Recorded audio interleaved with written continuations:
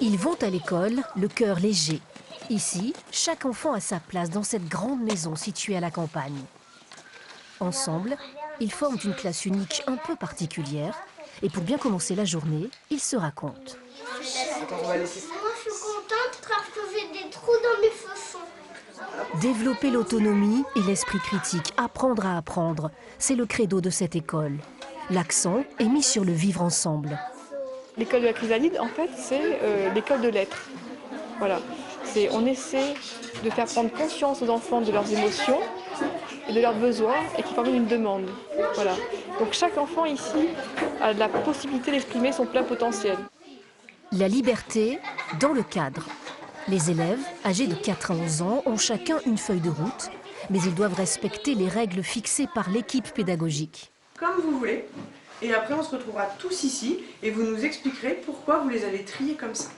On essaye de partir du rythme de chaque enfant, de ses compétences, de ses besoins et on établit donc pour chacun un plan de travail sur une semaine ou deux pour le moment. Donc pour les plus grands, c'est par écrit et puis pour les plus petits, c'est aussi selon leurs envies et aussi leur avancement. Il faudra aider les plus jeunes pour compter, s'ils veulent les positionner correctement, d'accord ? Inspirés par les pédagogues Steiner, Freinet ou Montessori, les enseignants accordent une place importante aux maths et au français, ainsi qu'aux activités artistiques.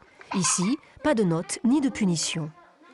Ce qui est nouveau ici, mais déjà, c'est qu'en fait, on reste moins longtemps assis devant notre livre.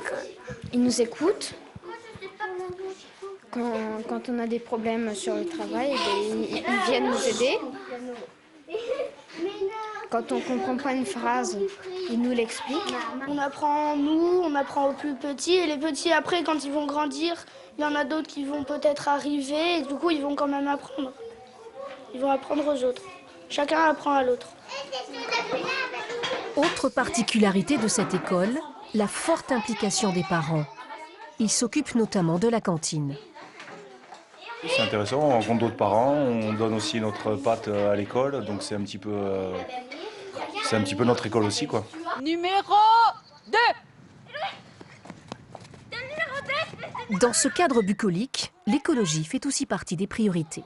Le but, c'est d'en faire des citoyens et de leur faire prendre conscience en fait, des enjeux de la société, alors sous forme de jeu ou pas. Là, on a un jeu, mais on a aussi des exercices que l'on fait en classe.